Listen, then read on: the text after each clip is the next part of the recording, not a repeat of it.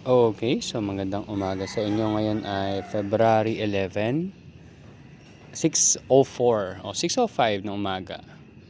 So itong nakikita nyo is ito yung 2026 batch 01. So ito yung una nating naipunla ngayong 2026. So ina-harvest na rin natin siya. Tulad ng nabanggit ko sa inyong mga previous videos natin, so 5 siya. Pero ito nagka-problema. Pero syempre napakinabangan natin 3 peraso. Napakita ko na rin sa inyo yung ugat nung lettuce niya, kung paano siya nakasurvive. Nakita nyo naman kung paano lumago ulit yung ugat niya. Tapos yun yung nagbigay sa kanya ng buhay. So, ang harvest niyan is February 13, ngayon ay February 11, pero makita niyo halos ubos na. At tapansin ko, ito kasi yung unang-una nating 1/3, hindi rin ganun kaganda yung naging tubo. Pero parang hindi ganun ka-even yung pagtubo. Pero yan, maganda pa rin. Ayan o. Kung sa 42 days, okay na yung size niya. And yung mga ina-harvest naman natin is okay na pang benta. Yan. Tapos yung iba freebies na lang kasi pag kailangan ko nang ubusin yung isang box, ay hina-harvest na natin yung maliliit or ginagawa na lang natin freebies sa ating mga regular customers. So, pag naubos ko to, next dyan is yung paglilinis. And medyo ayusin ko to. Siguro tape muna. Or iniisip ko yung yung PVC. Pero parang hindi kasi kakapit eh. Yun iniisip ko, parang hindi kakapit. Pero tingnan ko kung dito ko sa taas ilalagay yung PVC, baka kumapit naman kahit papano. Ayun. Kasi yung iba naman maayos din naman yung kapit eh, kahit matagal na.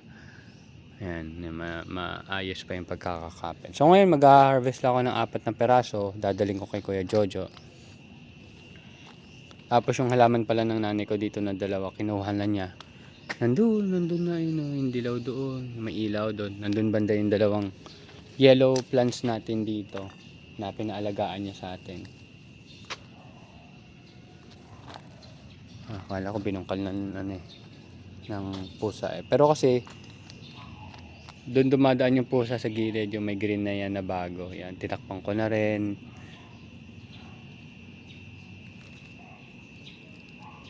Ano ba yung nangyari dyan? Basta yan, basta tinakpan natin yan. Tapos dito sumulusot sila dito, nilagyan ko lang ng plastic muna. Kasi may konting awang yan eh, pag maliliit yung pusa dyan dumadaan. So hindi ko pa nilagyan lahat. Ang balak ko, kasi di ba mali yung design ko dito, na pag umangat nakaganyan lang, yan lang yung maximum. So baka maglagay ako dito ng hook na nandiyan siguro dito. Basta kailangan magkaroon akong hook dito. Kasi ilalagay ko dito. Yan. Siya na muna yung kakapit para nakataas yan. 'Di ba? Lagi kasi akong nahihirapan sa pag ano niyan. Mali yung pagkakagawa ko. Pero pwede na. Kumbaga working naman. So after naman ng harvest natin dun sa lumang 1/3 natin, ito na yung susunod natin. Ito yung batch 2 ng 2026. So yung batch 1 ay 75 heads na nabawasan ng 15. So 60 heads lang talaga.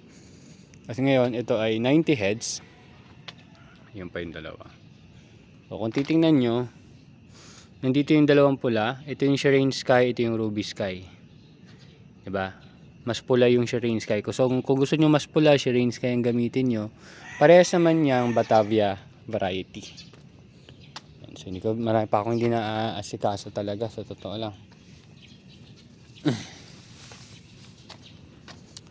Tapos ito naman iba, ayan. Hindi rin pantay, pero lahat yan, kung hindi ako nagkakamali, wala yung walang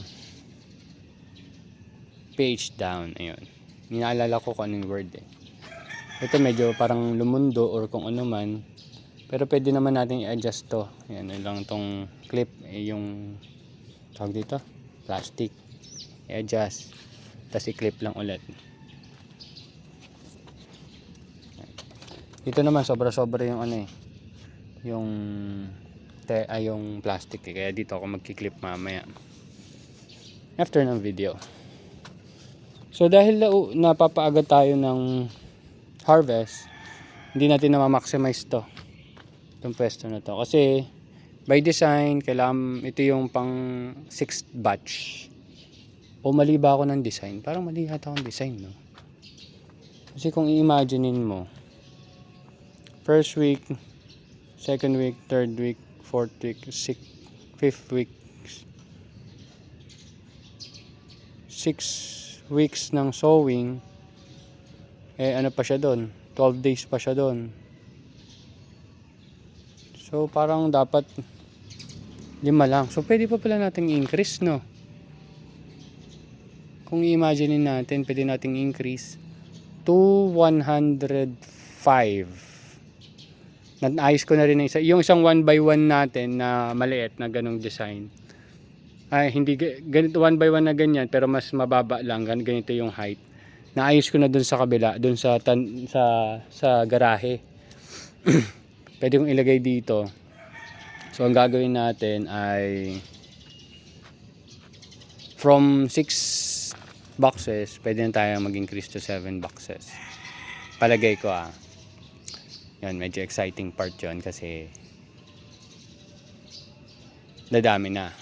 At least, kung tama yung computation ko, at least bago mag-December is nasa 105 pieces weekly tayo. Ayos yun. Diba yun? Wala ni alaga akong gagamba dito. Ito siya. Alaga natin gagamba. Ito. Ayan o. Ayan. Kita nyo? Ayan. Siya nagbabantay dyan. Check lang siya ng mga insekto dyan. Ayan. So far, so good naman.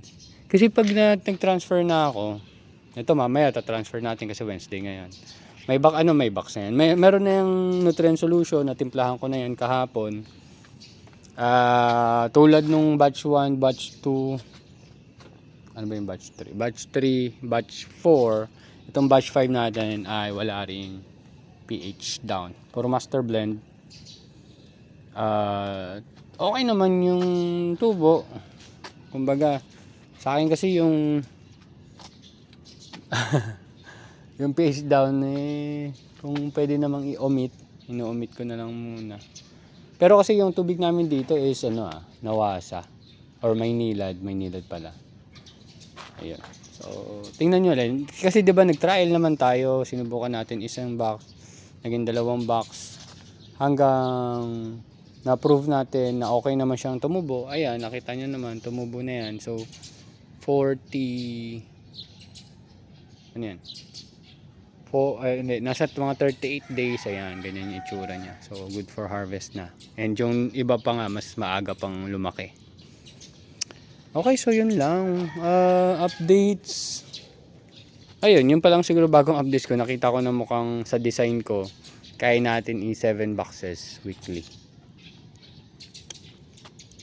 I-study ko pa. Kasi ngayon medyo naging busy ako kasi tumakbo akong auditor ng HOA para maayos namin yung proseso at ma-allocate ng maayos yung pondo. And kasi busy rin yung previous auditor, kulang sila sa tao, so tumakbo ako, nanalo naman. Well anyway, wala naman masyado talagang tao dito na interesado ng tumakbo. Yun yung totoo. Kaya tayo nanalo. Tapos yung doon, update ko na lang kayo. Kasi mostly mga nandun, mga seedlings natin. Tanim naman natin seedlings sa 15 pa Kaya, yun. Sinusunod natin yung every 1st and 15th ng month ay magtatanim tayo ng tanglad seedlings. So, ang dami ko mong tanglad dito. Ayun. So, yun lang. And thank you very much. And see you next updates. Dahil dito magandang pinaka-angle. Bye-bye!